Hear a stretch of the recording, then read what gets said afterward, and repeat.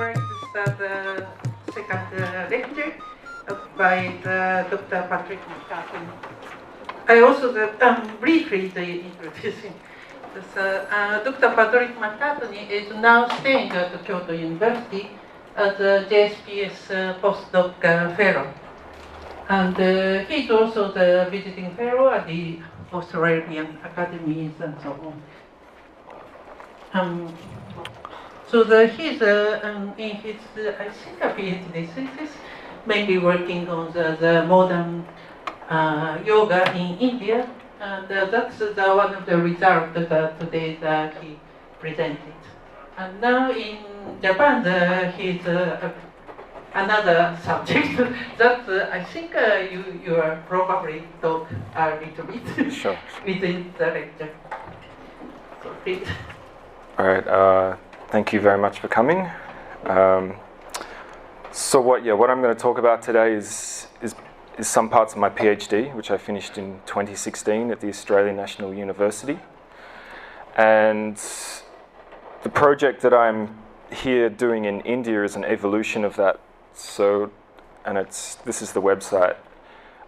So it's about yoga in Japan. So basically what I did for my PhD was take a focused case study.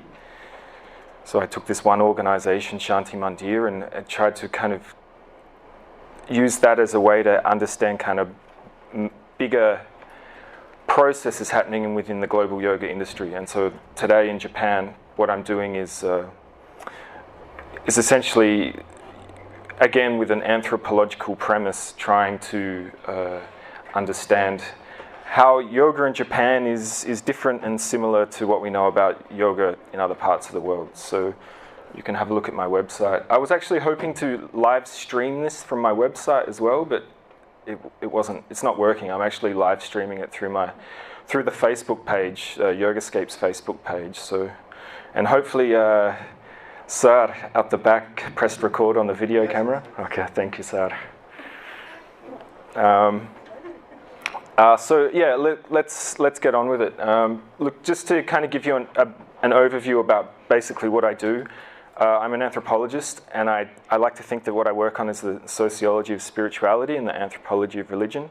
And I'm quite interested in like this sort of stuff, the politics of imagination and the economics of desire. So I basically focus specifically on global yoga as a kind of big macro kind of scale, but I use these methods of ethnography, media studies, corpus and discourse analysis to kind of unpack the things that I'm interested in pulling on this thread. So I'm interested in the imaginative consumption of yoga-inspired lifestyles. I think that's the best way to kind of just briefly explain what it is I'm interested in, and so the politics of representation, and global yoga is a multi-billion-dollar industry. It's part of the global wellness industry, which is valued at about $4 trillion. So we're talking about a big pie, and so there's lots going on in terms of competitions for status and the resources that come along with that. So I'm quite interested in all of that, from the politics of Hindu nationalism all the way down to the quotidian mundane yoga practice at the local yoga studio and everything in between. So what I'm going to do today is this. I'm going to introduce my project, give you a bit of a background to Shanti Mandir, and then I'm going to talk about the kind of theoretical concept that I started playing with local aesthetic theories to kind of privilege, I guess, an emic perspective, emic kind of knowledge systems. I take seriously this criticism that Rajiv Malhotra kind of puts out there, of reversing the gaze. So I wanted to kind of think about it in that way, that I could,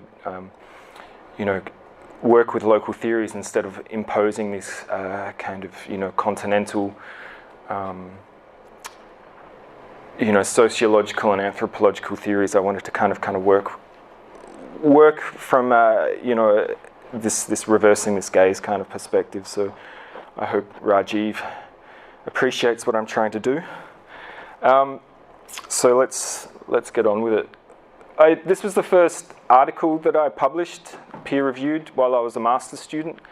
So what I did, I went to Shanti Mandir, to their ashram in India in 2009. I was a master's in linguistic student in Australia, and I was interested in code switching between spoken Sanskrit and Hindi. So principally I think of myself as a sociolinguist. And so I'm interested in endangered languages and language revitalization and things like this. So I have a parallel project, and it intersects with global yoga, and that's got to do with basically the politics behind the revival of spoken Sanskrit and things like this. But also not just looking at Hindu nationalism in that way, but exploring from a linguistic perspective how Sanskrit lives as a living language and things like that. So I have quite a few papers I've published now on this. So you can. So basically, what I did, I had many questions after these 3 or 4 months of fieldwork that I did, and I decided in my PhD I would just go back there and explore more about Shanti Mandir, and so that's what I'm going to talk about today. So it kind of all starts with this comment that someone made while I was doing that fieldwork, that it says somewhere that if someone knows Sanskrit, then they're enlightened. So I found this quite interesting, and and I asked this woman, where is this said? Of course, you ask lots of yoga people, there are quite outrageous claims that are supposedly based on some Sanskrit text, and if you keep prodding them, they'll go, actually I don't know, or they say it's in one text but actually it's not, and things like that. So I find how these Sanskrit texts, I suppose for me, I have a modest background in Sanskrit training and philology and that, but I'm more interested in what people do with these texts as opposed to what's in them. That to me is more interesting. So I'll play this video. It's a video that Shanti Mandir have made, and it'll give you a very good that dwells in every human being. Overview of Shanti Mandir Magod is a sanctuary where people from all over the world come to find peace and strength that does not diminish with the constant changes of modern life. You want to know the whole world, people want to know all about science and about history and about everything, but once you don't know who you are, all this knowledge is basically useless. But when I came here and you have this 4 weeks of constant participation in meditation and the chanting and also the learning about the philosophy and the asana classes, it starts to work from the inside out. For me, it fulfills the need of just seeing yoga as a lifestyle. And I feel like this is something you hardly ever get in Western countries, because usually yoga is becoming more of an asana practice. When you do yoga teacher training, it's usually on the weekends or 2 days. So I feel like you never get the full meaning of a life to live with yoga, not just being a physical part, but a life to live as yoga being your state of mind. You just put your whole heart into everything here. Everyone puts their whole heart into what they do here, and it's contagious. As soon as I walked through the gates, it was like coming home. For me, what I mostly remembered when I was back in Germany were the people, because you feel like you are in a family from the very first moment. And I felt for the first time in my life what peace means.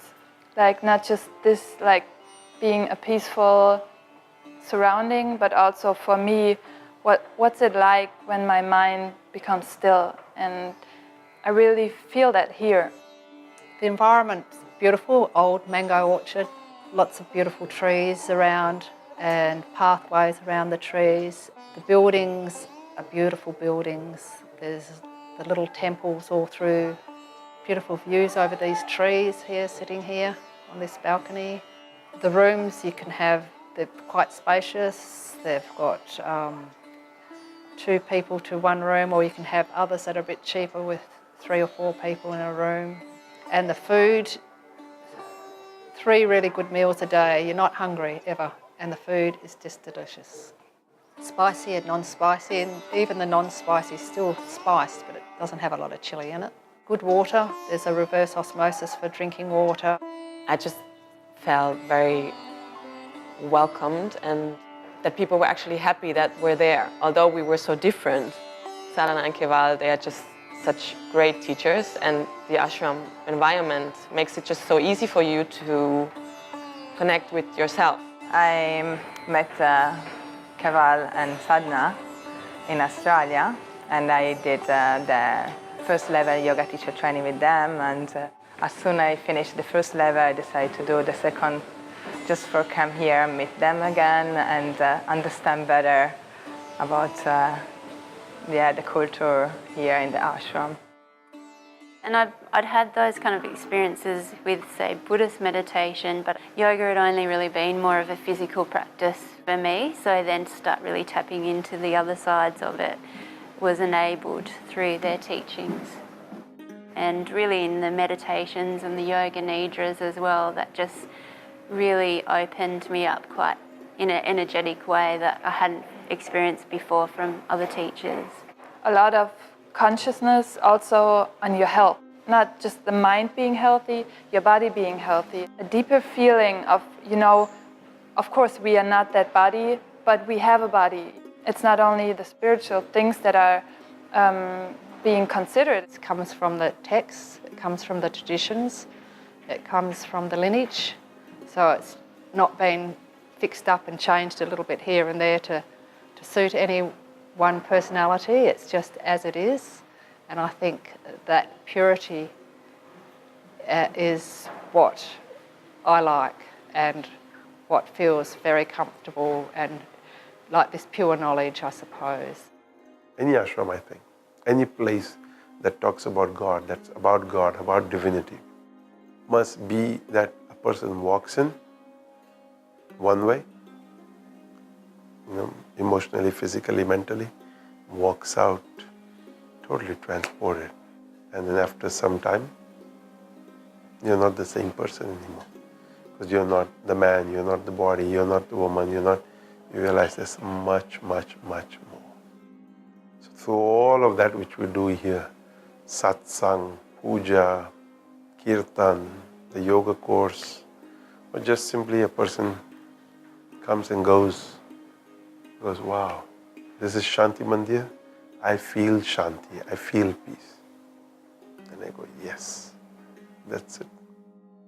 We work on 100% satisfaction.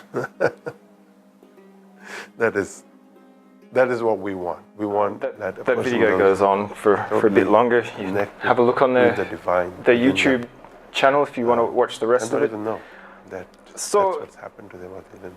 I'm interested in the hierarchy, the social network of this structure, and what I started with was something like this simple thing, and there's a guru on top, and the renunciants, scholars, and patrons, and so the renunciants are the swamis, the sadhvis that are there in the ashram. The scholars, we can say, are the students and the teachers that learn and work at the Mahavidyalaya, which is the central component of Shanti Mandir. So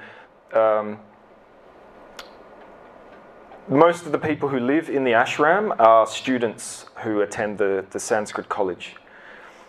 And then you have the patrons who are just all the devotees. So, and I mean, I'm just giving names to these categories that exist within this social network. So, and it's quite obvious that they exist. And here is one example. So this is the seating arrangements at the meals, at lunch and dinner. And so you have the chanters, the students. Some of the students are rostered on. You can see them here. So they sit there and they're chanting some chapter of the Shukla Yajurveda here, but they might chant chapter 7 of the Bhagavad Gita, or they might chant like the Rudra Ashtadhyayi, or some chapter of that. But the guru sits here when he has lunch with people, but it's not that often. And then the renunciants sit here, and the teachers sit next to them. And they all get to sit on an extra, their cushion is twice as thick. And you're not allowed to go sit there, basically. If you did, you would get hurried off.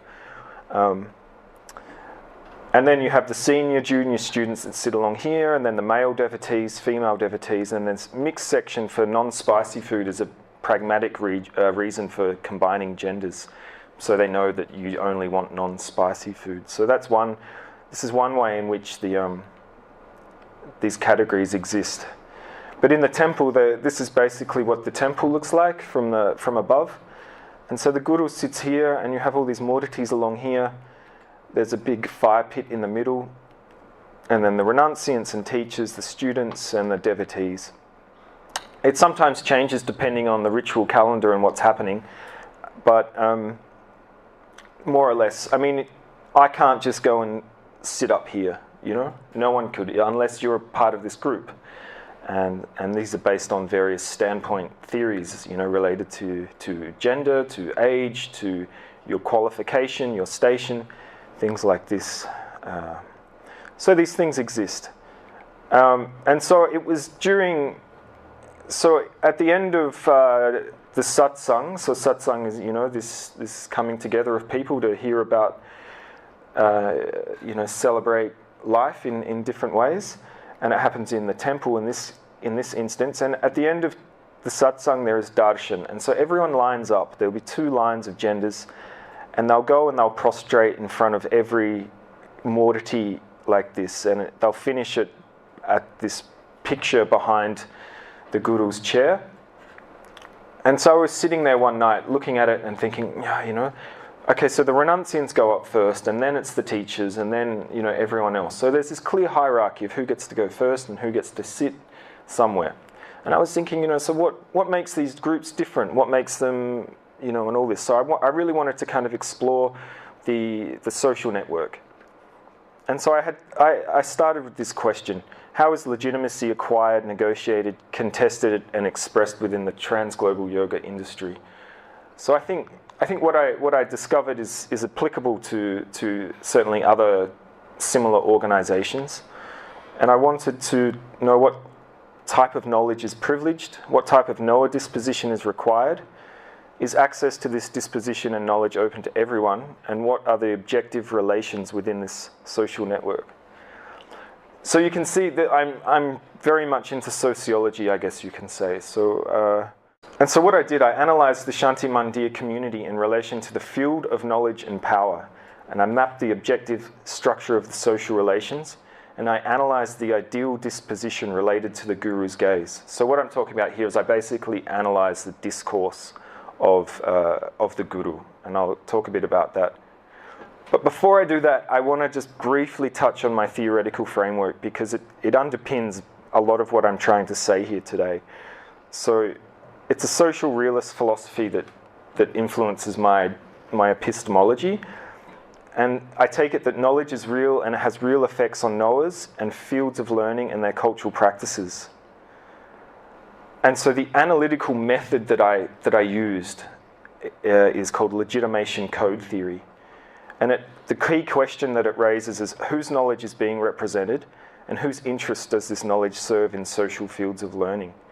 So I basically took it for granted that the Shanti Mandir community is an epistemic community.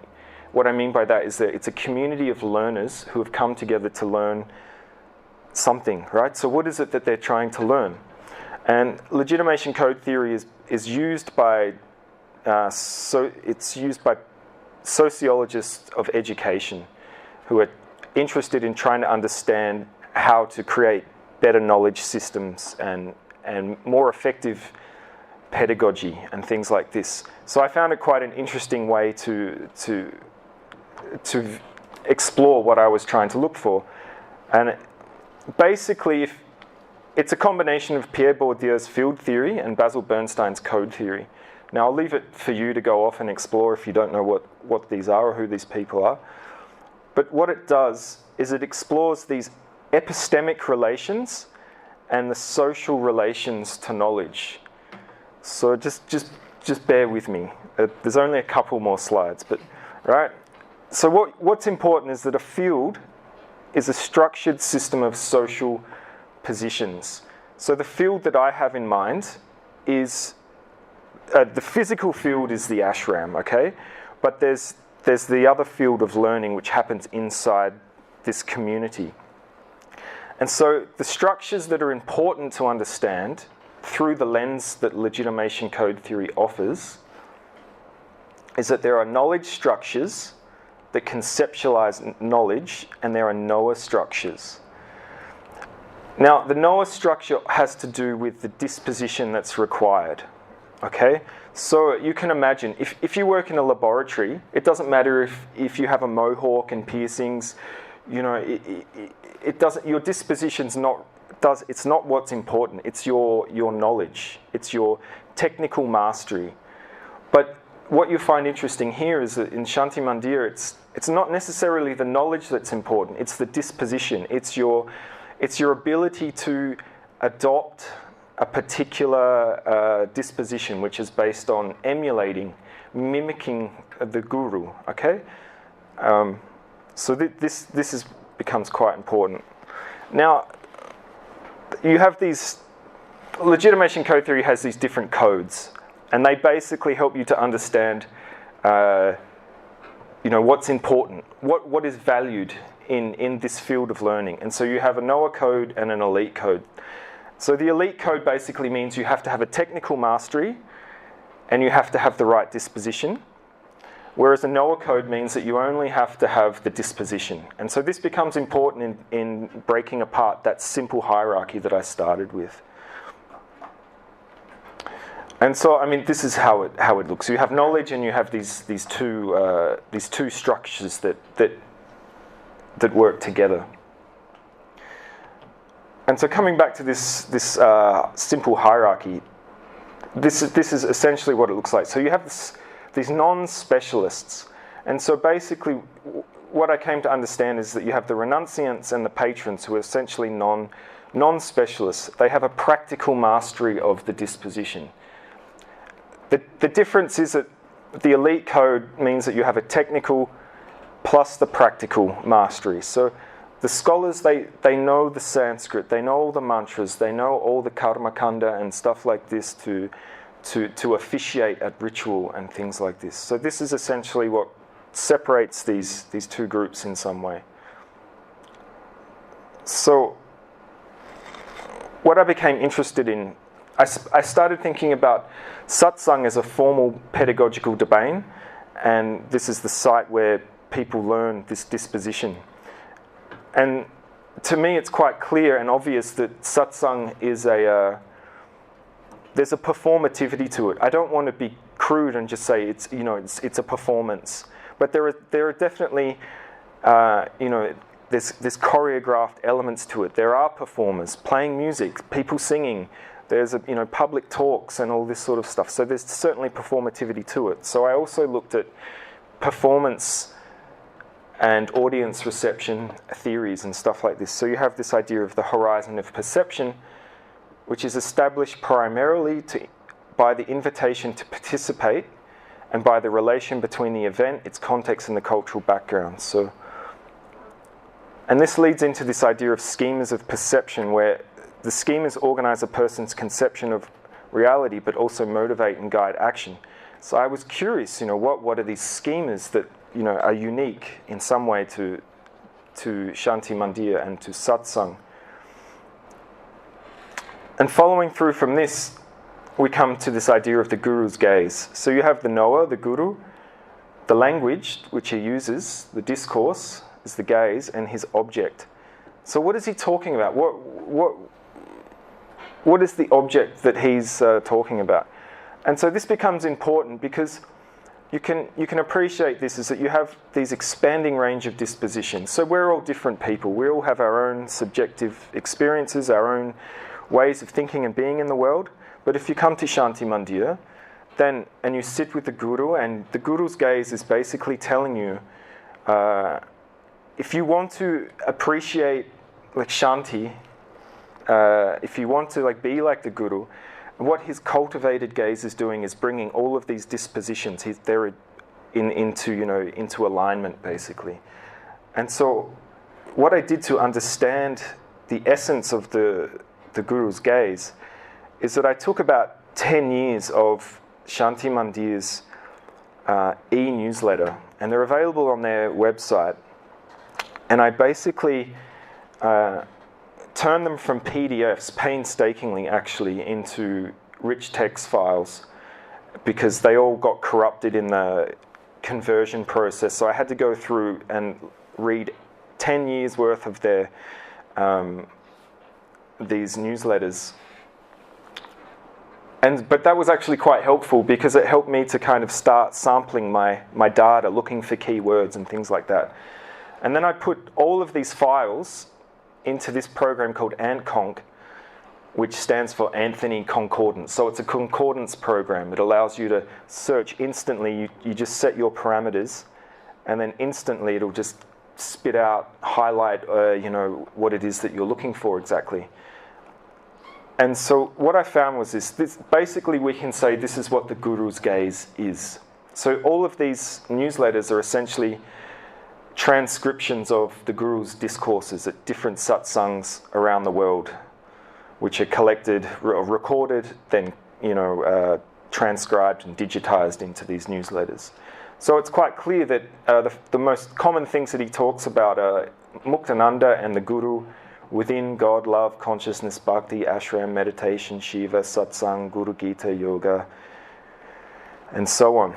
So who is Muktananda? Muktananda is this guy. He started Siddha Yoga. You might have heard of Siddha Yoga. It's a big organization. And basically, Muktananda, in the parampara, his guru was Bhagavan Nityananda from Ganesh Puri. And Muktananda started Siddha Yoga. And then just before he basically died in 1982, he announced that this sibling pair of Chidvalisananda and Nityananda, so this is the older sister of Nityananda, they would be co-successors. So this is 1982. In 1985, Nityananda is forced to abdicate under quite controversial circumstances, and so this led to stuff in the general media. If you want to know more about this, Liz Harris's article is quite a famous article, and you can find a copy of it on Leaving Siddha Yoga, which is a website devoted to people who are basically disenchanted with Siddha Yoga, more or less. I'm not going to discuss that today. You can explore it. To put it into context in a more popular way, Eat, Pray, Love was based in the Siddha Yoga ashram. And it was about the mysterious guru that's not really mentioned is quite clearly Chidvalisananda. So today, Shanti Mandir represent the parampara like this. There's no mention of Siddha Yoga officially. Apparently Nityananda has not spoken to his sister since like 1985 or something like that, and there are still protracted legal battles going on for the rights of Siddha Yoga and things like that. So, coming to the typology of modern yoga, which our friend here, Jacqueline, was central to creating, along with Elizabeth de Michaelis. So where does Shanti Mandir fit in this? So, okay, look, there's 5 different types. Psychosomatic yoga, which you can understand as like a combination of like Vivekananda's Raja Yoga and Patanjali's Ashtanga Yoga with Western esotericism. Neo-Hindu yoga has got to do with this kind of Hindu revivalism and nationalism and things like that, which is typified by Baba Ram Dev. Modern postural yoga, which is your Iyengar, Bikram kind of stuff, which is heavily asana-focused, secularized yoga in a sense. The modern denominational yoga is very much centered around Guru Bhakti and these are, a charismatic authority figure. And modern meditational yoga is more about some unique style of meditation practice. So where does Shanti Mandir fit into all of this? Well, interestingly, it basically fits like somewhere in the middle. It has aspects of all of these different types in it, which is kind of frustrating, but also fascinating, I think. But this is how I kind of rank them in terms of of what's happening according to Shanti Mandir. It's without a doubt, it has a preference for this modern denominational yoga, and there are aspects of the neo-Hindu and modern meditational stuff as well. It's only been in the last 10 years that Shanti Mandir has kind of moved. It's evolved its own brand and image according to the market forces of global yoga. I remember an old kind of long-term devotee telling me that Nityananda wasn't so interested in postural yoga being involved in it. But today it's very much, it's actually quite central to their identity. And this is more or less as a gateway to kind of get more devotees, more investment and things like this. And so this is interesting to see it evolve. I've actually known the organisation since the late 90s and been loosely involved on the fringe, I guess you could say, as a curious observer more than anything. This is a beautiful Rangoli from the ashram. And this is where it is. It's on the west coast of India, just south of Surat, about 40 kilometres. You can fly into Mumbai, get a prepaid taxi from the airport, and you'll be there in about 3 hours' time.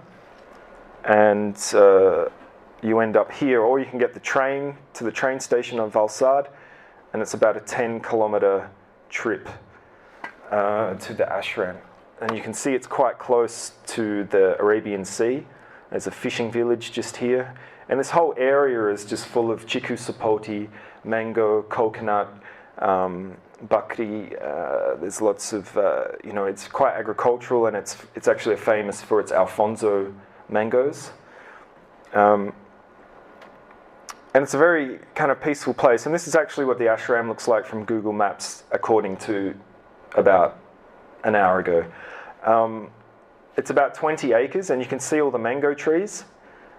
And there are several buildings. These are the most recent buildings, which they call the Vedic village now. So this is the new accommodation for the students and the teachers. They're constantly rebuilding stuff. And so the temple that I showed you the floor plan for is here. This is the guru's accommodation here. And this building here, which is a bit hard to see, is the kitchen, and this is the eating area, and this is the reception. This is the Sanskrit college here. This is the bigger temple that's used on bigger occasions. There's a Gaushala here. This is accommodation for devotees, as well as this. So it's quite a peaceful place, actually. It's quite nice place to go and to be. This is their website. So Muktananda is front and center. You get this sense, there are pictures of him all around the ashram, and it's kind of interesting because you see these pictures and you get this idea that he's looking at you, and it's a bit like he's watching you. So kind of like CCTV in a way. So there's this kind of emotional labor involved with performing. You're performing a particular disposition in some way. Of course, people go past and they seek darshan and pranam, the pictures and all that, which is nice. But there's another aspect of governmentality if you want to get into a Foucauldian kind of perspective.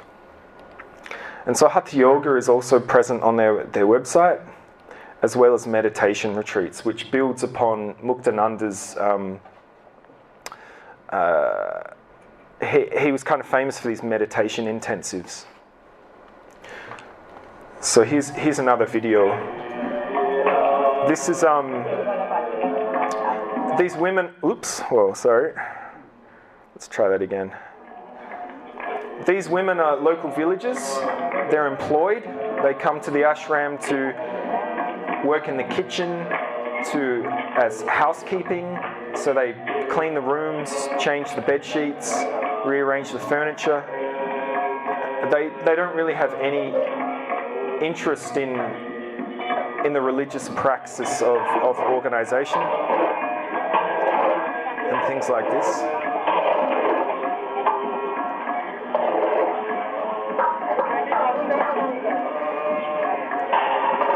This guy here is Nityananda's younger brother. So he comes up from Mumbai. Many people come up from Mumbai on the weekends. It's a 3-hour drive. So you can It's quite easy to come up, I guess. So yeah, you can have a look at their website, or you can have a look at the film I made. It's on my YouTube channel. It's on my website. It's called Ek Din Hamare Ashram Mein. It's about 66 minutes long, and I'm also into visual anthropology, so I made this as well. So you can have a look at that. So I was quite interested in how these groups work together, the common salic relations between these different groups, and it's, you know, like everything, money is required, and so the ashram invites people to donate on their website to continue Baba Muktananda's meditation revolution, and so you have these different ways you can get involved. You can choose if you want to preference something to help with the school or the other charitable projects and things like that. And so one of the charitable projects, they have three. They have the Sanskrit College, they have this mobile health clinic, and they also have another one which I'll talk about in a second. But so basically this mobile clinic goes around Monday to Friday, and essentially gives out medicine and primary health care to all the villages in the local area. So Dr. Raki, she basically gave up her career as a pediatrician in Delhi and has been in the ashram for many years. Her mother, only a few years ago, became one of the only handful of sannyasins that Nityananda has given this diksha to.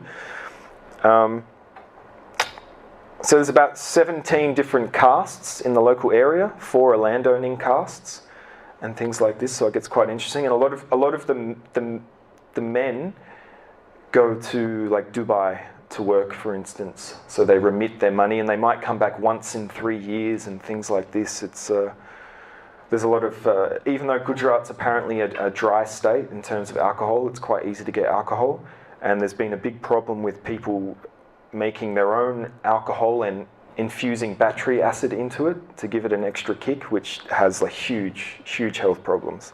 Don't drink battery acid, is the message there. But these are interesting. Like Amanda Lucia in her book on Amma talks about the ways in which transnational gurus have to kind of use this interested strategy. Of course, it's lovely that these people are being helped. I'm not knocking that at all, but there's this particular strategy to gain relevance and prestige in terms of enticing investment. And one way that that's done is through having these charities, which are obviously good things. And another one is this one. So let's say, and this is how you get these interactions between the different groups. So Shanti Hastakala, you can buy all these different handicrafts and clothing. And so what some of the devotees who perhaps own their own fashion labels, who are tailors and things like this, or artists in some way, they've gone and devoted their time to train these village women to make these handicrafts. And then it gets even more interesting, because a lot of the devotees, they'll then buy this stuff directly from the ashram, they'll take it home, and they might put it in their business. So let's say you have a winery and you have a cellar door, then you might put all of this stuff in the cellar door and people will buy it. But then they'll also remit back to Shanti Mandir the money that they make from selling it. So they buy it once, and then they also send the money back as well. So they pay twice effectively.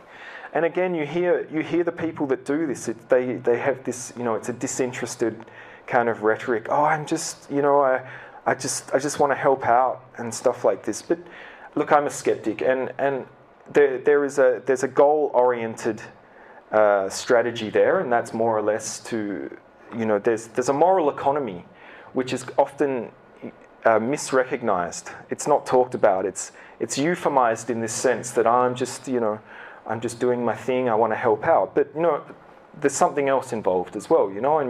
And that's ultimately that they're seeking Shaktipat. They're seeking the grace of the Guru. They're seeking to learn how to become what I would argue or label as the Shantamurti, which I'll talk about soon. right now, in fact, after I have just some water.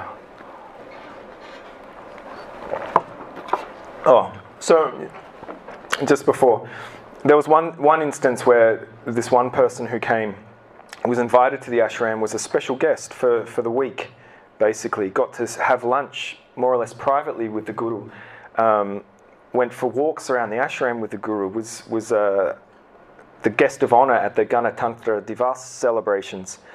And this was all because they had done exactly what I just explained. They had sold all of this stuff and given like thousands and thousands of dollars worth. And everyone in the ashram was just like, how come like they're getting like, how come this person's getting all of this like special treatment? But not just the treatments, the attention, you know, the envy was palpable, and the confusion, you're like, what am I not doing? You know, and then there was all these rumors that were flying around, like, what has this person done to get all this attention, basically, you know, which was fascinating. So there is a competition. There is, in terms of this, Bourdieuian analysis, there is a game that's being played, you know, and that game is all about getting the guru's attention.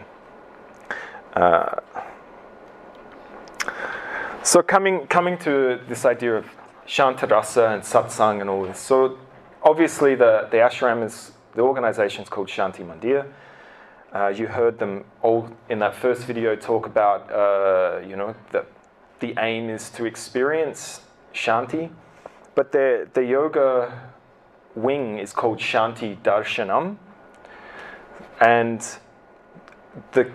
basically Shantarasa Yoga is two ex-devotees of Muktananda who have followed on and now basically follow Nityananda. And so their yoga organization is called Shantarasa Yoga. So putting all these things together, I thought, you know, I must learn about Shantarasa, basically. This is how it kind of evolved. And so Shantarasa, as I'm sure many of you know, is about relishing quietude, and it explains that the members must first become sahridayas to internalize the coherent living image created by the Guru's discourse. And so rasa is more than just an aesthetic concept for Abhinavagupta and Rupa Goswami. It's central to understanding religious experience. And it's also central to understanding how Shanti Mandir operate as well. So they use this idea of Shanti, Shantarasa, and things like this with their Rasa Utsav, which is just a name that they applied to satsang, basically. And so you have satsang, which includes, I don't know if you can read that up the back, but meditation intensives, haripat, singing devotional songs. This particular event included rounds of Surya Namaskar, so you could get people to sponsor you, like that World Vision, where you don't eat for 48 hours, a 48-hour famine. So in this way, they're like, you could get people to sponsor you to do 108 rounds of Surya Namaskar and things like this. There's Kirtan, Sri Ram, Jai Ram, which you heard in the other video. Classical music, which you can also donate money to support. But it gets interesting. So they have professional musicians who will come and more or less play for free. But this is where you see a bit of this neo-Hindu yoga kind of just creeping in. The music was traditionally learned and practiced to attain liberation, but it slowly transitioned to entertainment after the Mughal invasion. So I think most people would probably just read that and go, oh yeah, fair enough, okay. But there's something there too, and that's just a little crack in the veneer, I guess. The main text of the canon, Shanti Mandir's canon, is the Guru Gita, and also central to that is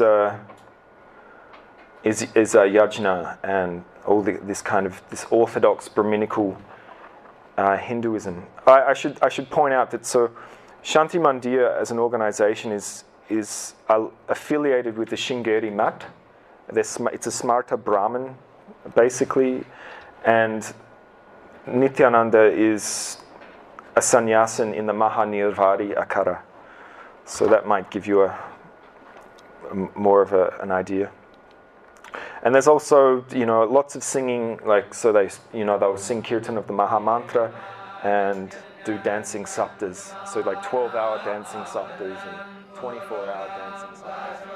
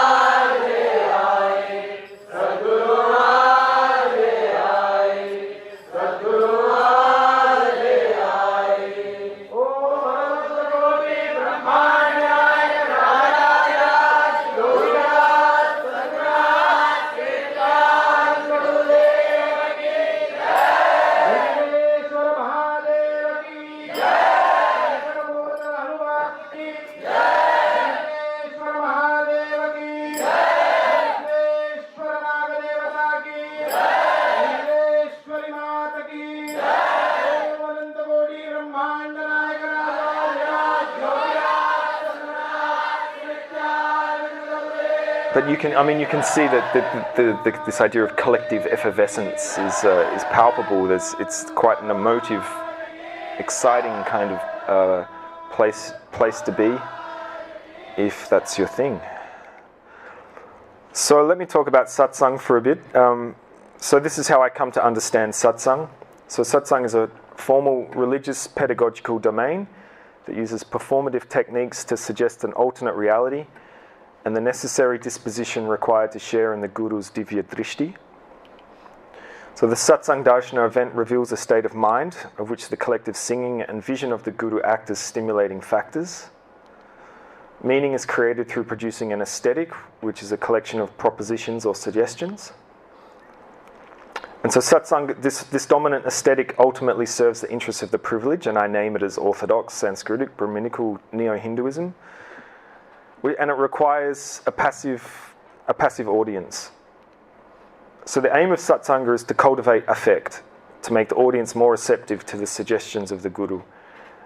Also with the aims of moral edification, removal of doubt, suspension of disbelief, and group cohesion. And so through the choreographed performativity that the ineffable experience of quietude produces, it attracts capital by recruiting members by means of allusion to the highest goal of Paramananda. And so the evocation of rasa, it manifests through suggestive manipulation combined with dhwani. And the experience of rasa requires the universalization of the sthayi bhava through the production of collective effervescence. So collective effervescence allows for Hridaya Anupraveshika, so that the second more important form of suggestion, the aftertone, can continue to operate.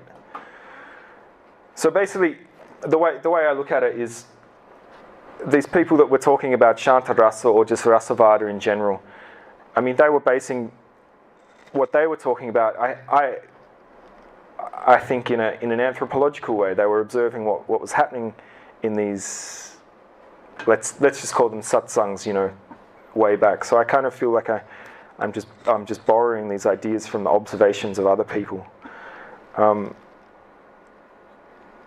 So these performative elements come together to create a compassionate experience that may include horripilation, which is when you get goosebumps and your hair stands up, tears, excitement, cries of joy, feelings of love, and possibly feelings of anxiety. I took some of, what I'm saying here from the Bhakti Rasamrita Sindhu Bindu that defines Shanti Bhakti Rasa as the overwhelming experience of, or predomination of Shama within the heart of the Sahridaya. And so if we take, I think it's Udbata's definition of kavya revolves around the concept of sahridayatva, or aesthetic capacity, which is central to the cultivation of the refined aesthetic sensibility of the Sahridaya, which allows for the identification with the heart of the poet, which I argue in this context is the guru. So the guru is basically the poet. And so the Sahridaya is the ontological concept from Shantarasavada. And so basically, it's the aim of the Sahridaya to develop Sahridayatva, to embody, to become the Shantamurti. And so the Sahridayas are, I think it's obvious, are the audience members. And so I continue this to discuss satsanga can be theorized as a type of performance-based literature, which I understand as a hybrid Champu Rasavad Kavya. So in the world of Kavya, you have Drishya Kavya and Shravya Kavya, and Champu Kavya is a subset of Shravya Kavya, which has Gadya and Padya. And Rasavad literature is all about evoking rasa. And so I would say that Shanta Rasa is the predominant rasa which is aimed to be evoked. But I think there's also a heavy element of Bhakti Rasa as well. And so there's a special operation involved in switching between Gadya and Padya, which is the base for the Guru's charming didactic exegesis. So Gadya Padya is when maybe you've seen these Katayakas, the Pravachakas that give these talks. The classic example is the Bhagavata Puranam, where they're talking, and then they just throw in a verse from the Bhagavatam, and then they talk a bit, and then sing some more verses and stuff like this. And McComas Taylor actually has a really, really good paper on this, related to exploring like the conversational implicature of throwing these verses around. It gives you a glimpse of reality. It using the Deva Bhasha, it also kind of positions the person as the privileged gaze that only the ideal knower has knowledge of, and things like this. So it's quite interesting. And so the three things that basically happen is you have the Guru's discourse, the utterance of the mantras and subhashitas, and quotes from other texts and traditions. So the Siddha lineage of Muktananda is quite eclectic. So you have this Smarta Brahman stuff, you have this orthodox Brahminical Hinduism, but he also quotes a lot from Rumi and Nazaruddin, and so there's this quite strong Sufi element that also weaves its way into things as well. So who is this ideal knower? I base it on this one sentence that Nityananda quite often repeats, and it's, we must develop big hearts and minds. I've heard him say it many times over the years. And basically, I take it to have an epistemic and an ontological component. So, and I base the epistemic component, I say, okay, let's call it the Sakshin. And the ontological component is the Sahridaya. And so the Sakshin and Rasa Nishpati are fundamental epistemological principles of Advaita Vedanta philosophy related to aesthetic rupture. So the two main philosophies that Shanti Mandir promote are Advaita Vedanta, especially the Shankaracharya version, and Kashmir Shaivism. So I feel like I'm essentially kind of qualifying what's happening from the philosophical and religious texts and stream of ideas that they align with. I don't think I'm necessarily imposing stuff in a false way. But okay, so I mean, the way I look at it is this. I mean, we could say, okay, everyone wants there to be peace, or to experience peace, to embody peace. Okay, we can call it the Shantamurti. Okay, fine. But then I think it's interesting to perhaps try and build a scaffold or some way in which the Sakshin and the Sahridaya can kind of help qualify what we might mean by a Shantamurti from an insider's perspective, perhaps. I've never heard really these terms being used explicitly. The only mention of Shantamurti actually is in the Lakshmi Sahasranama Stotram, which is one of the main texts that they chant. There's one particular verse where it's mentioned. But I think it's clear that, from the videos, that everyone is aiming to become what we can describe as the Shantamurti.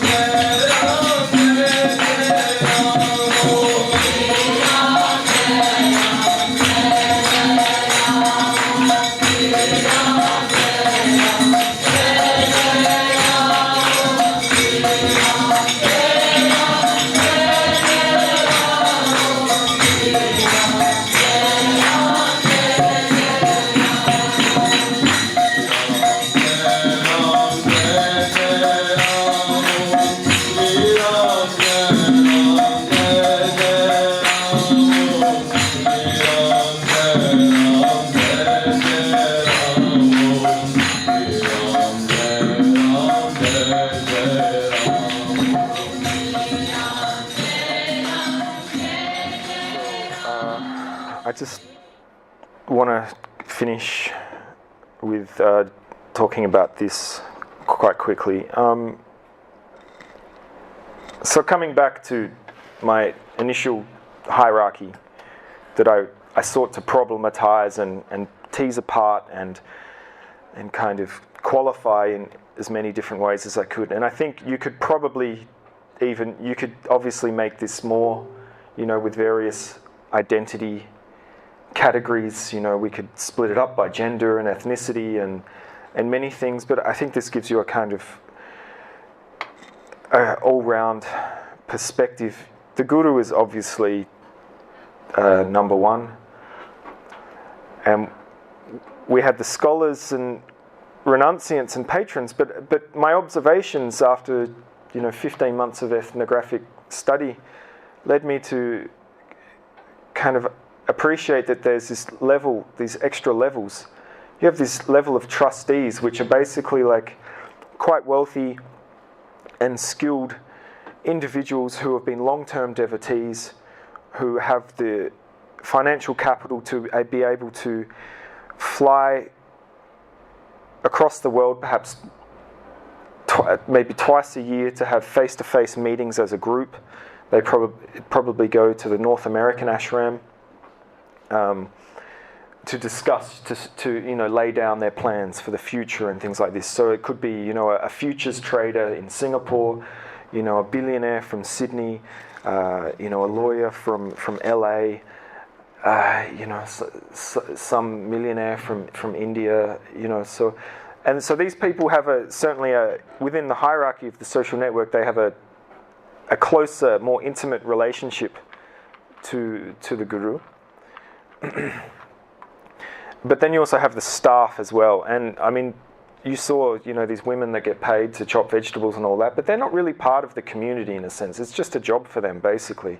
As far as I can understand, I spoke to many of them several times, and I spoke to people in the organisation who are quite often, well, they're frustrated at these women and that some of the men as well that come to work there, because, we keep...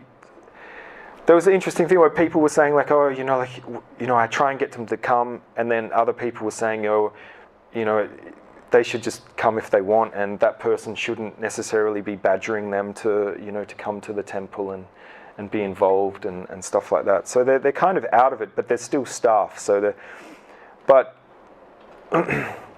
this is basically how I kind of understand the network. But in some ways, I still don't think that's really kind of productive. I don't think that really says much. And I also don't think that if you base it on like Gloria Rahej's center periphery relation to purity, I don't necessarily think that tells us much. And I also don't think it necessarily tells us much if we just looked at it in terms of like a knowledge hierarchy. But I think it becomes more interesting if we, it says Guru up the top, I don't know if you can see that, but if we look at it in this way, in that it's kind of like a three-sided triangle where these different groups, they all have something valuable to offer you, and it just like a nice chocolate pie or something, you need all of the right ingredients to make it what it is, and without one of the ingredients it wouldn't be a nice tasty chocolate pie, right? So they work together, and probably one of the most important things that I think is that these contests for prestige, for distinction, for the guru's grace and attention, they don't happen between the groups. These competitions at a symbolic level, they can only occur within the groups. So the patrons, so if I turned up, started dressing like one of the scholars and, walked around trying to sit where the scholars sit and all this stuff, it's not going to work. No one's going to take me seriously. They're just going to think that I'm basically naive. And I saw it happen many times. People, they want to assume this Brahminical disposition and walk around with their dhoti on and all this stuff. Some even go to the length to put the thread on, or even, all the ash and stuff like this, because they want to embody some ideal. And so, yeah, I think this is probably the more interesting thing. So look, just to kind of come back to my original research question about how all this stuff occurs, I ended up with this.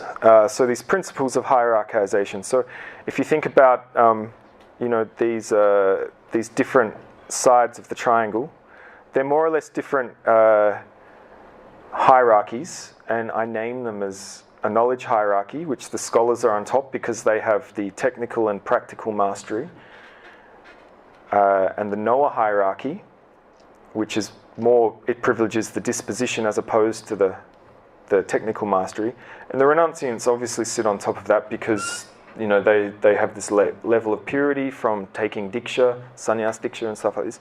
But then this is something that I did with legitimation code theory, which it didn't offer, which I've kind of added to it because I felt it necessary to in some way describe the economic hierarchy that the patrons are obviously on top of. I mean, renunciants don't have any money, right, supposedly. Look at Baba Ramdev, this $1 billion company he runs, but apparently he's penniless. So yeah, it's interesting. So this is some way in which I came to kind of do that, and I represent it in this way. So there's an economic hierarchy, Noah hierarchy, and the knowledge hierarchy, and they all kind of work together. And look, basically my final slide is pretty much this. This is, I think, what my entire project boils down to, and I'll just try and explain it. So you have this idea, this dark blue area is tangible capital. So what I mean by that is basically, money and all these different types of social and cultural capital. And so obviously you need to be able to invest in learning to get like the institutionalized recognition of a degree or knowledge in a sense. You also need the time and energy and effort to put into learning the disposition that's required, so this social relation to knowledge, and this epistemic relation. And so coming back to this idea of like sahridayatva, this aesthetic capacity, I would say that this, more or less, we can describe that as this epistemic capital. And so what I mean by epistemic capital, someone has epistemic capital if they're able to describe something. Basically, this is the idea. So I don't have any epistemic capital when it comes to mechanical engineering and aeronautics, right? I have no idea. So I don't have that particular type of capital because I haven't invested the time to get that technical mastery like this. And so this is where we see the guru's gaze. So the guru obviously has a very high amount or the perceived amount of epistemic capital when it comes to being able to discuss, to show people, to point people towards becoming a Shantamurti. And then and that allows us to kind of cross over into the world of intangible capital, which you can't feel it. It's not really ephemeral in a sense. It's more of an idea. It's more like metaphysical. So you have spiritual capital and religious capital, and basically, according to the literature, the difference is that there's an increase in institutionalization. So people can act. They can have this spiritual disposition and whatever, but there's a conversion to religious capital through obviously taking sannyas diksha as an explicit example. And so that's when we come back to this hierarchy. So my take-home messages are this. Shanti Mandir is a new religious movement. It was started in 1989. According to the literature, any kind of religious movement that's started, I think, like after let's say World War II, is, from a sociological perspective, it's a new religious movement. But obviously, it aligns itself with a much older tradition. And it favors a modern denominational yoga. And one of the, I think, important things is that social actors are restricted within the social network to symbolic competitions for status and prestige, to its intra-group, not intergroup. And limiting to investing certain species of capital. So the patrons can't come along and start trying to throw around some idea of that they know anything about Sanskrit and Karmakanda and things like this, So they can invest. They can invest economic capital or human capital in the sense that they can donate their time through Guru Seva or Karma Yoga to the organization, like their skill to be a lawyer or to be a videographer and make these videos, or the architect that donates their time to draw up the building plans and oversee the construction, or anything like this, to be an English as a second language teacher who comes and donates their time to teach the students English and things like this. And so satsanga is a type of ritualized performance. I identify it as a type of a hybrid champu rasavat kavya, and I think it has the aim to suggest an alternate reality that we can more or less describe as Shantarasa, and that Shantamurti, we can kind of tease it apart a bit and define it as like Sahridaya and a Sakshin. And this is my last slide, so I just want to invite you to the conference I'm organizing, which is here in Kyoto in November. You're all welcome to come. The information's all on the website. You can submit an abstract to present. You can register and you can pay all through the website. And so basically what I'm hoping to do with this conference is explore these ideas of movement and space within a kind of yogic thought world. So obviously from an anthropological perspective, there's a lot to discuss. But I would love all of you Sanskritists to think about ways in which you could be involved, looking at these ideas from a textual perspective, and I think it would be interesting to explore. So there's a quite a wide scope, and I have kind of written a little mini essay about what is the theme of the conference, which is on the website. The provisional venue is Doshisha University, which is not too far from here. So yeah, look, that's it. Thank you for staying with me over the last hour. So yeah, thanks.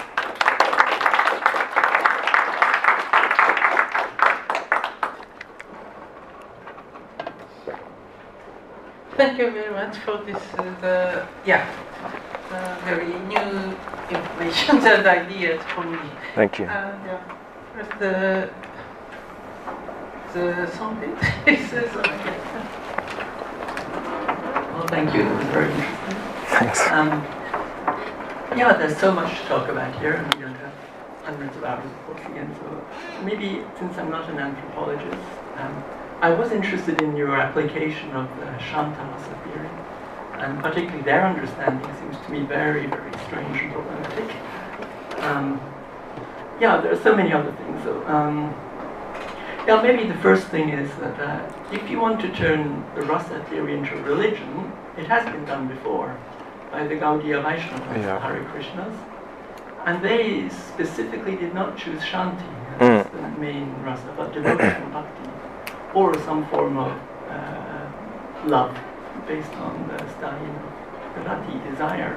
No? Yeah. And actually, if you think through it from the earlier perspective, and these people as followers of Muktananda are sort of nominally taking Abhinavagupta as their teacher and all. Yeah. This is to me very interesting because Abhinava is very vocal on the fact that the Rasa theory is not a religious Yeah. and that there's a vast difference between religious experience, which for him would be some kind of sakshatkara, manifesting, and aesthetic experience. He gives this long list of differences, the 6 main differences, and he argues cogently against identifying or blending or merging the two, which kind of shows me these people are paying lip service to things, but they don't really know what they're talking about. Yeah. And indeed, if you wanted to turn the Rasa theory into a, as you say, a champu in this case, if you wanted to turn the whole ashram into a kind of personally I would say maybe a drama would be better, no? Right. The parallel that you do have is the Hare Krishnas, who do take the universe as a drama played out by the chief actor, who is Krishna. And then the way they do it is every individual character in the play is reborn, and the devotees are secretly given their true identity by the guru. That's what their kind of initiation is. You've been told, you're actually a servant of Hanuman in reality. Don't tell anyone. Now lead your rest of your life as though you were this character. So that is the kind of model you can build this on, maybe. Sure, yeah. But you have to give up on Shanti, because the main problem that Abhinava highlights is that what is the stallion of Shanti? Shama is a very late and not successful idea that some people try to put forward. Actually, the one that it normally is Nirveda, world weariness, kind of disgust. So you'd end up disgusted with the guru. No? You'd end up rejecting him. It'd be the thing you don't want. The peace you feel is peace directed at him. I don't want you anymore. Yeah. That's very problematic if you know the theory and think it through. This is one of the things that I mean I found quite curious is that, you know, if you follow the theory, it says this, right? That you end up not wanting that. But then the whole guru logic, which Koltman and Ikegame talk about in Guru Logics is, it rests on this idea of, basically the Guru needs you. Obviously the Guru needs investors, to think from a very kind of Marxist perspective. So in the same moment he's talking about basically using this theory which is ill-applied, or misrecognized in some way. He's saying, you need me to tell you how to become like this, but then so there's this contradiction, right? Basically in the whole logic of it, which is it's fascinating. Absurd. Yeah. It's kind of a mishmash of things which cannot be reconciled. Yeah. You cannot possibly reconcile a Shantarasa theology, I feel, with what they think they're doing. This doesn't seem to work. The whole idea of the Shantamurti too, it's usually a synonym for Shanta Shiva, Nishkala Shiva. Shiva as he is non-engaged in the world, completely uninvolved. This is what the tantric religions evolved to avoid the problems of theodicy. Yeah. God does not create evil in the world. He's completely uninvolved on some level. That's the Shanta level. The other phase, the Yukta Shivas, the poised, active Shivas, are the ones who screw up the world and make problems, cause suffering and so on. But that's not the transcendent Shiva. But the point is, you cannot reach him. I mean, he's completely cut off. So no matter how much Shanti Rasa you cultivate, Shantarasa, you won't contact this. It's not accessible as such. So it's kind of, again, absurd from that to even use that kind of it doesn't really make sense. If I think of it from, I don't do modern anthropology, if I think of it the way I would study ancient traditions, it looks similar to me to a tantric acharya. And these classes you've identified, you could actually even stipulate are kind of reflexes of the initiate classes. Putrakas, Savakas, Acharyas and so on. You have many sub-classes of these. Nirvana Dikshitas, Sadhu Nirvana Dikshitas. So in a sense, that's how they did it in the past. And maybe they're kind of consciously or unconsciously imitating that also. No? So, the same thing is possible. You can please your guru for 12 years and then they may give you Shaktipata Diksha initiation. But if you're wealthy, you can buy it.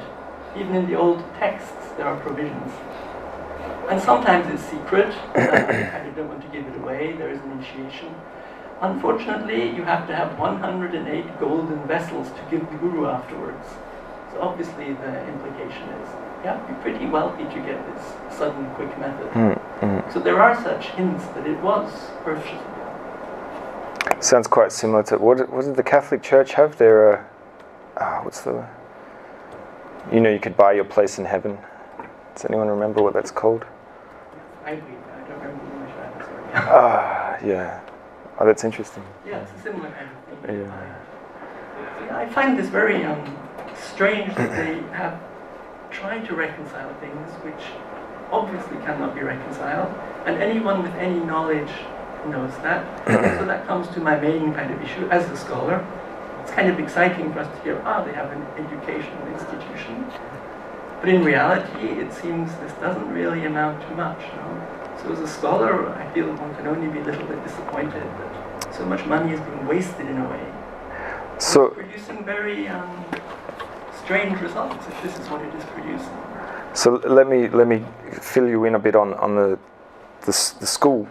The students come possibly around the age of 10.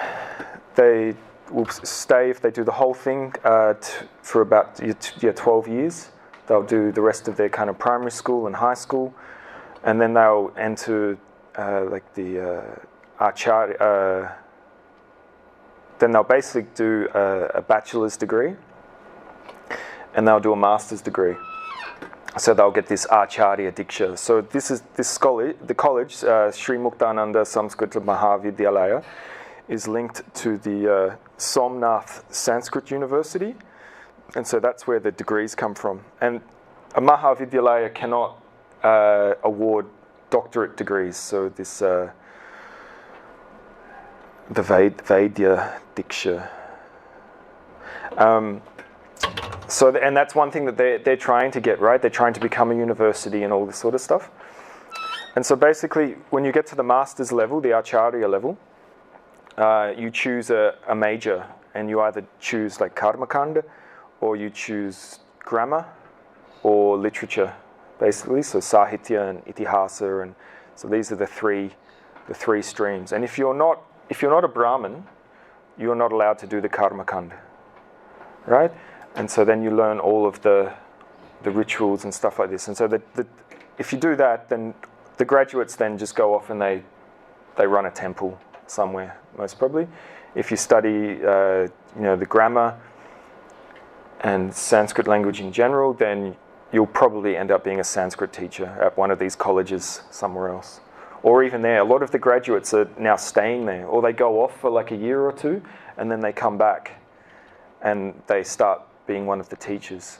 And then a lot of the students that take like the Sahitya, Itihasa kind of stream, they'll likely become, they might have the aim to become one of these pravachakas, these Bhagavatam Katayakas, which if you become successful in that, can lead to quite a lucrative career.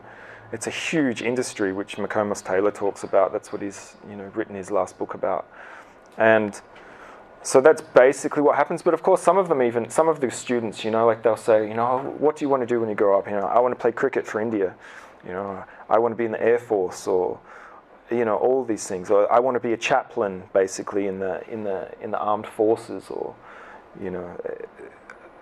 So a lot of the students, it's charitable in the sense that a lot of these students come from very poor families, or they might even be an orphan or something, and so the students come and they get they get fed, they get clothed, they get an education, they get loved, and things like this. So from that angle, it's a interesting way in which the organization use it as a. Of course, it's great that these kids are getting all this stuff, and they try and balance it, that it's it's this traditional Vedic education, it's this Vedic way of life and all this stuff, but also that it's relevant to modern life, and that they learn about computers and science and stuff and all this stuff. But I don't necessarily see I've looked at their textbooks, and there's not much to do with really a modern secular kind of humanist and enlightenment perspective kind of education. I didn't really see it. So I wonder what the future, especially the kind of the outlook that these students have. It's very traditional in that kind of conservative sense, but it's very much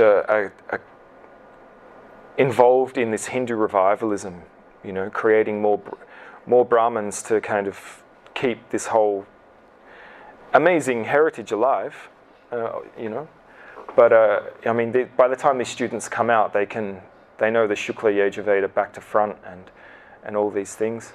But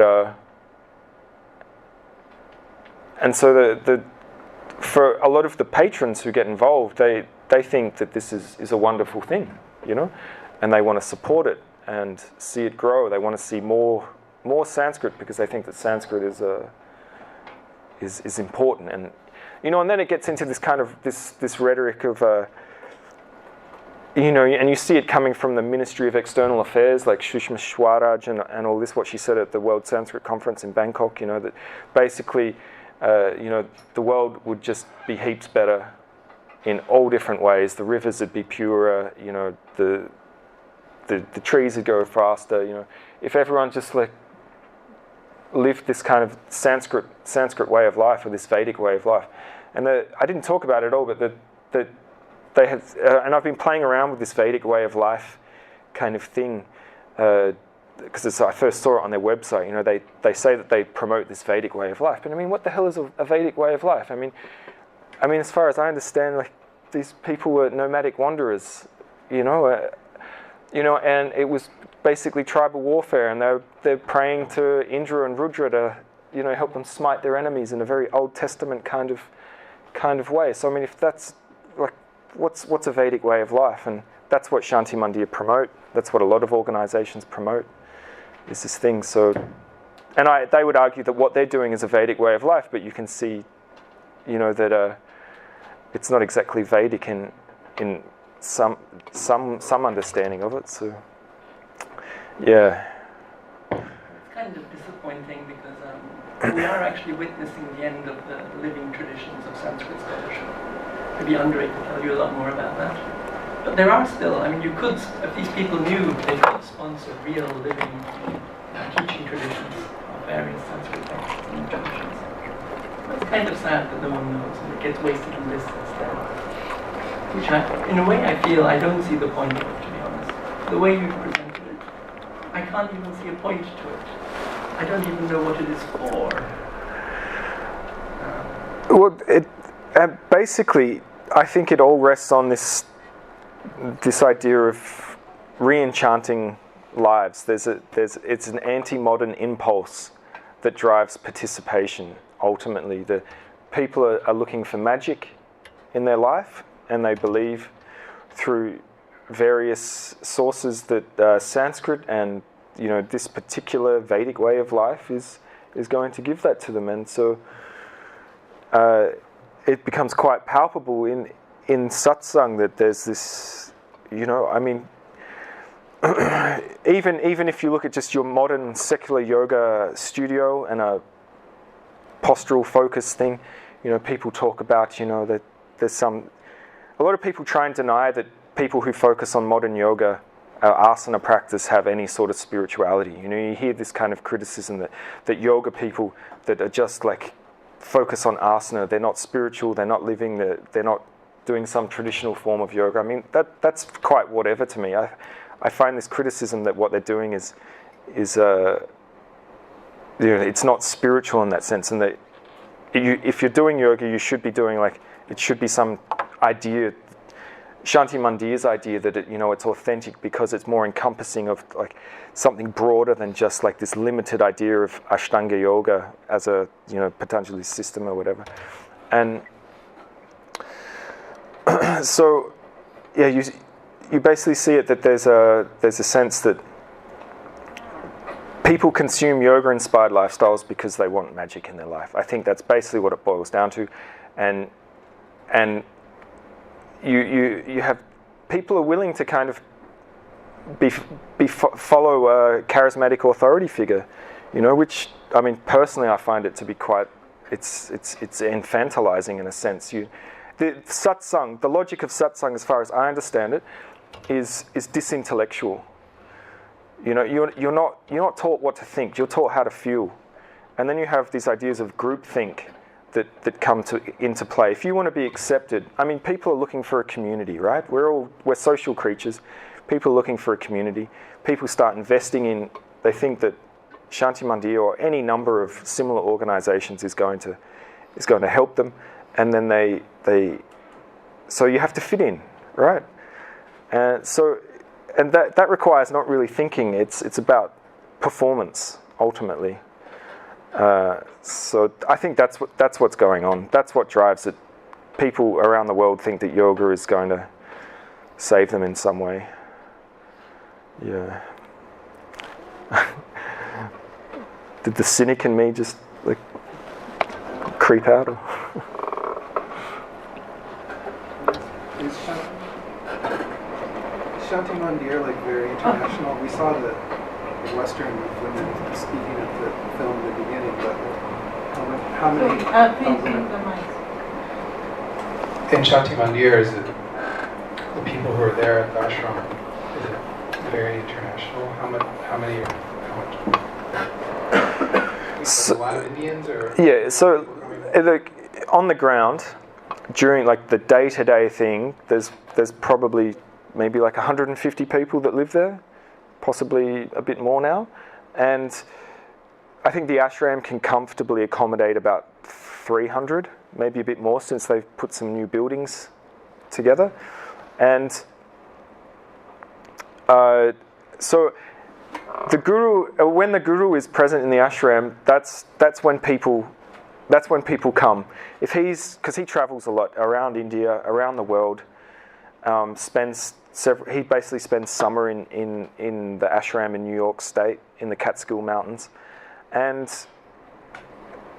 so when he's there, it's quite stressful for everyone because there's more people are visiting. You get more people coming from overseas, and you get and so when he's not there, it allows everyone to kind of relax. You know, there's this emotional labour involved in the performance of this disposition. Everyone's back is just a little bit straighter. You know, that governmentality of being watched or not watched. I mean, there's a lot of anxiety about not being seen, just as much as being seen, which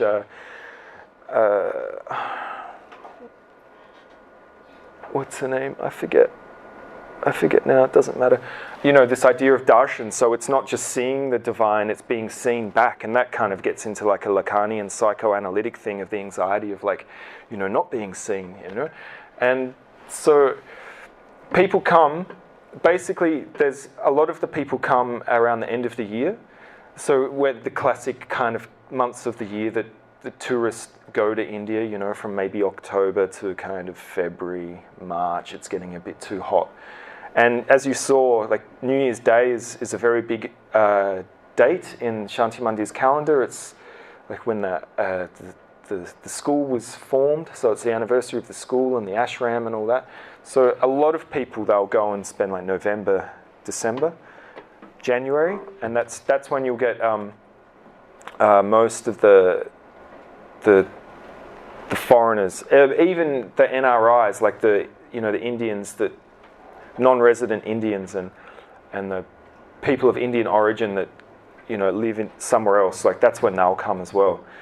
So yeah, it gets down to like the kind of the skeleton crew when the guru's not there, because even the people from Mumbai, they don't come up because it's all about seeing the guru. But I mean, basically the pedagogy is more or less, let's hang out with the guru, feel good for a bit, and hopefully that kind of that shakti that is created during that collective effervescence can kind of, I remember one devotee telling me, I come here to recharge my battery, and then I'll go back home and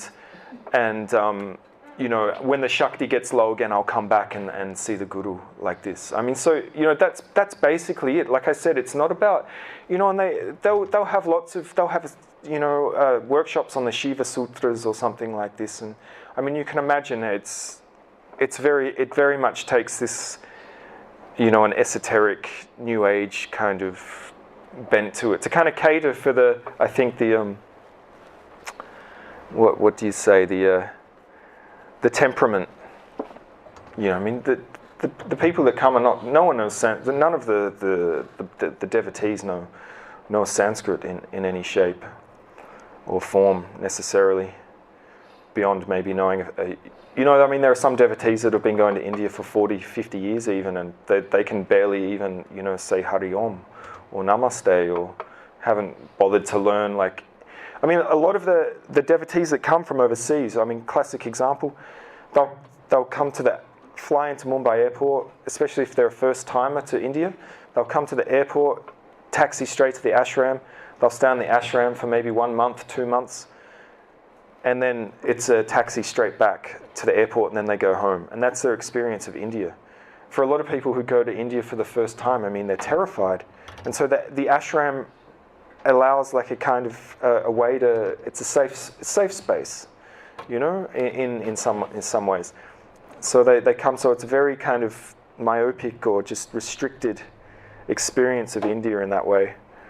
And you also, Valsad, the town of Valsad, like I came to really appreciate Valsad for lots of different reasons. I had a bicycle, I'd go for a ride into town and go eat some murgi tandoori in the Muslim section, and like come back, with chicken fat just dripping off my face, and things like this. And I found this fascinating place in this back alley. I was riding around after eating some tandoori murgi, and and there was this guy smoking a chillum, and hey, what are you doing? And come over here. And I ended up like smoking a bunch of chillums, and then you come.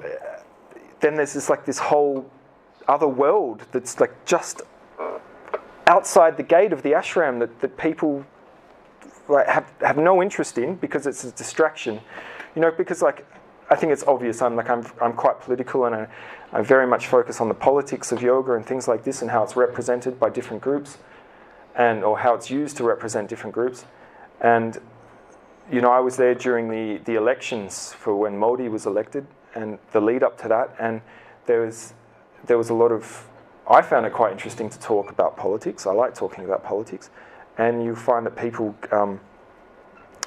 There's a very interesting distinction. So, the non-Indian devotees had no interest in talking about politics or kind of the social problems that India faces as the world's largest socialist, secular, sovereign democracy. And so on many occasions, I would ask kind of simple questions, and get the answer something like, Patrick, I didn't spend all this money and fly halfway across the world to this ashram to talk to you about, this stuff. I wanted to, I'm here for my guru and my sadhana, like this, But then the Indians, they were quite happy to talk about, politics, and many were quite,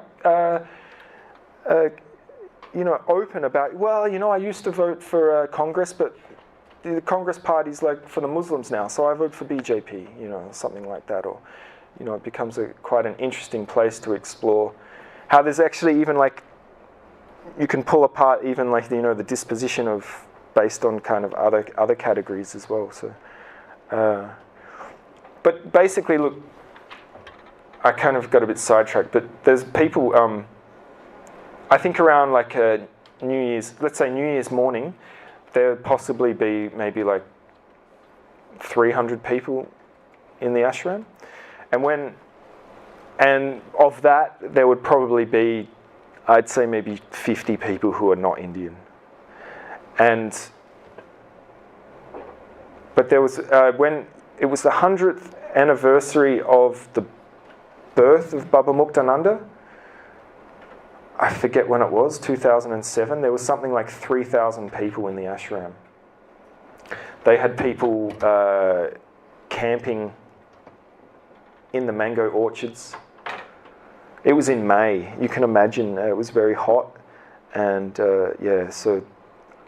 and then they had people staying in other ashrams around the area. So they basically booked out the accommodation for ashrams and hotels, and so for a whole week, there was something like during the day 3,000 people or something. So all of them getting fed and things like this. So. I'm just curious as to how central the international foreign groups are to this Indian.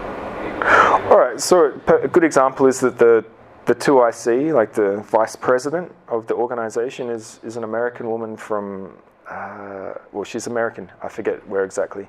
And she's been involved with the ashram since she was a devotee of Muktananda, and has just carried through and basically, runs the American ashram and things like this.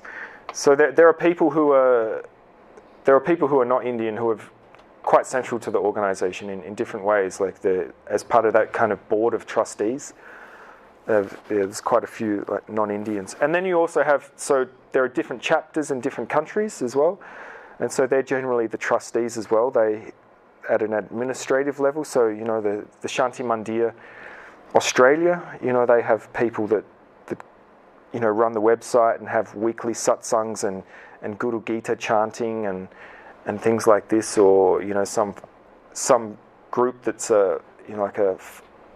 want to discuss the philosophy or something like this.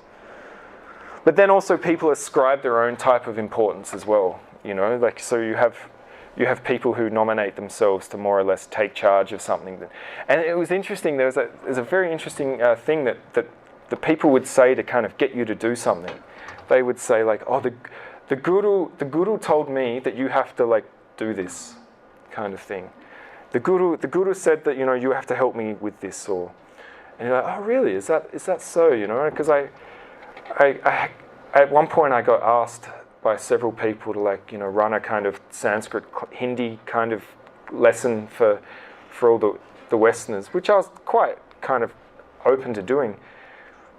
but then, actually at one point I was like, I'm just so suspicious about whether the guru actually cares about a lot of these things that are happening and whether or not he personally said this to this person. So I went and asked the guru. I said, did you tell this person to tell me to do all this stuff? And they go, no, kind of thing. So it's this interesting kind of strategy to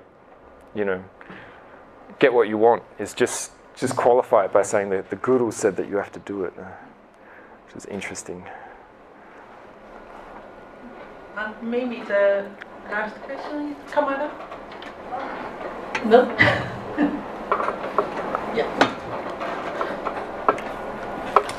Patrick, I just had a question about modern denominational yoga and how important do you think yoga is in these type of organisations, such as the Shanti Mandir. It was interesting with the video that you showed at the beginning that the students who were there, particularly foreign students, talked about the yoga and how much they were enjoying it. But then when the guru spoke, he mentioned the importance of satsang, puja, connecting to the divine, and then also said, well, yes, and there's a yoga course that's going on. And in the search, the electronic search that you did, yoga was number 12. Yeah. And I'm wondering if this is if the social relations, hierarchy, and lifestyle are being determined by the guru and people of the inner circle. And I'm wondering how important yoga, in your opinion, is for them, whether they practice or whether it's really for people at the lower level who, when they move up through the hierarchy, discover that perhaps yoga is not so important after all. This is a really good question because, and it springs to mind this comment that, so the ashram, well, it basically opens each morning at 5 a.m. So there's abhishek for all the murtis in the temples, and so the students are rostered. Basically, there's a bit of a kind of a basically the students learn all the karmakand stuff from the older students, and they're rostered on to different. There's several small temples and big temples and murtis in spaces, and so you can imagine that. So the students have to prepare all of the accoutrements that are needed the night before, ironing things. They're also studying till quite late at night as well. Sometimes they have lessons like after dinner. They go and they're just chanting more texts or this and that, and and it starts at 5 a.m. So it's a very long day. And at some point there was I remember I was lying in bed and I could hear this and I was like, after a few mornings, I was like, what the heck? All right, so I got up. It was like 3 o'clock in the morning or 3:30, and I was like, what the hell is going on? And I realized that everyone was jogging around the ashram. So there's all these small paths, gravel paths, and I was like, right, everyone's going for a jog, okay, including the guru, So then they were jogging for like half an hour and then doing basically an asana class for half an hour. So this was an extra hour on top of all this this quite full daily routine. And at some point and I remember I came back, like the next year, and at some point I was like, hey, how come no one's like doing the jogging and the morning yoga class and stuff? And I was told that basically the principal and the teachers of the Sanskrit college had basically petitioned the guru to stop them, at least for the students, because it was just distracting to their studies.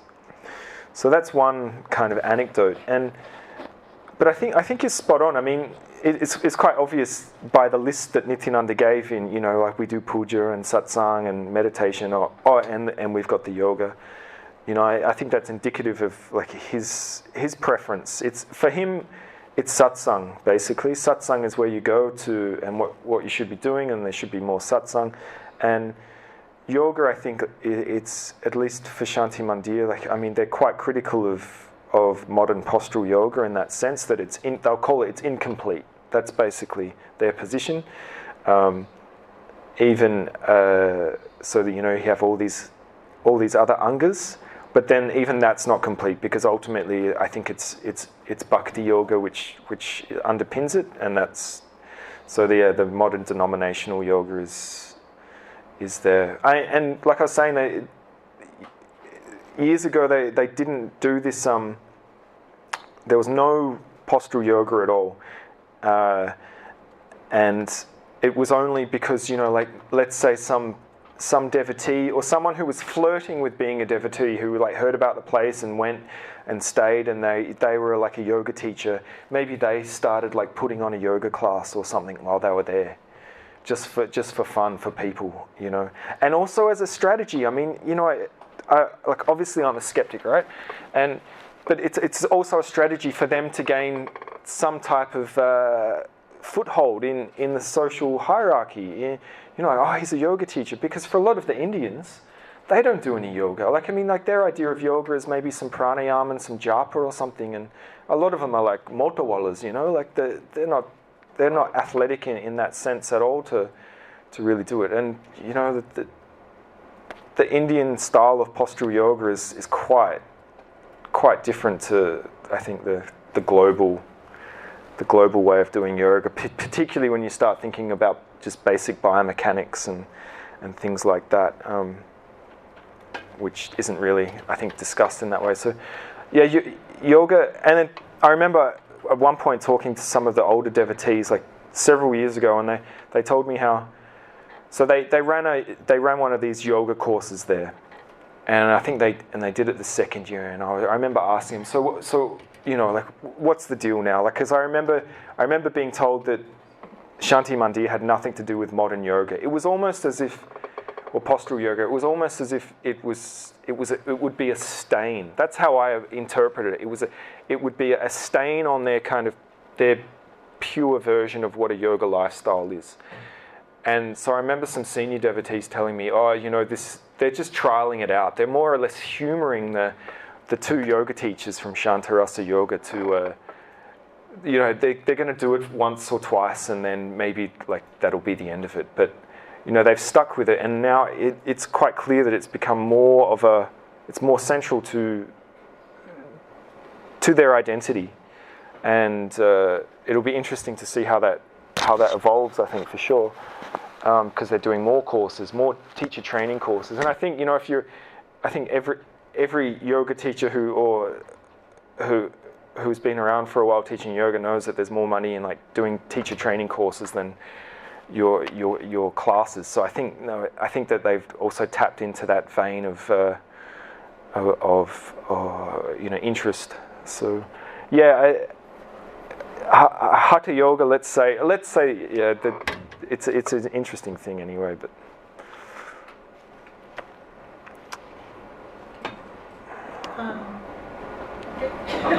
now we have the time. So we write the teach. Thank you very much for this.